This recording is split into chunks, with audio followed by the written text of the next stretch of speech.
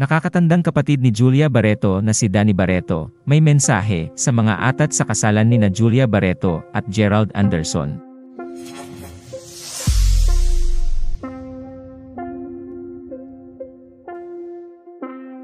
Umalma at nanawagan si Danny Barreto sa mga nangti-pressure, kina Julia Barreto at Gerald Anderson na magpakasal.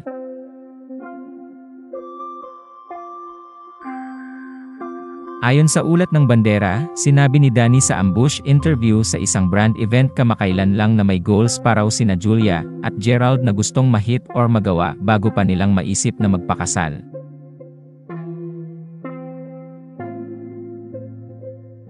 Anya, feeling ko kasing maraming tao ang nagsasabi sa kanilang magpakasal. Let them enjoy. They're so in love and so happy. Wala pa talagang ganoon. Maaga pa, guys. Promise. Kung mangyayari yun, mangyayari yun. Malalaman nyo rin.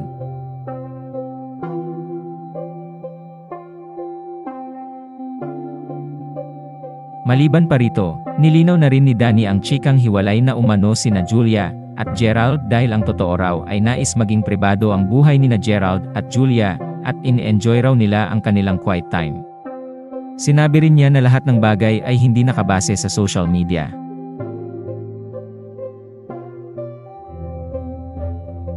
Samantala, inihayag ng nakakatandang kapatid ni Julia na approve raw si Gerald sa pamilyang Barreto.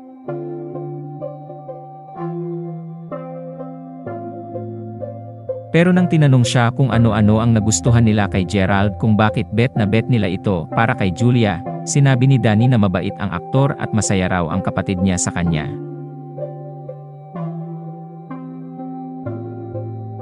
Anya, I really like him kasi mabait siya at masaya ang kapatid ko sa kanya. My sister also grew a lot and vice versa. They're so in sync. They like the same things, they like going on adventures. Ang ganda ng dynamic nilang dalawa.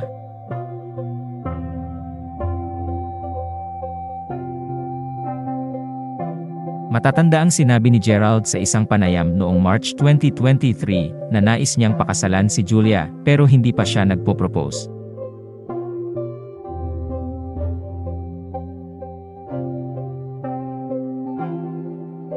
Salamat sa panonood.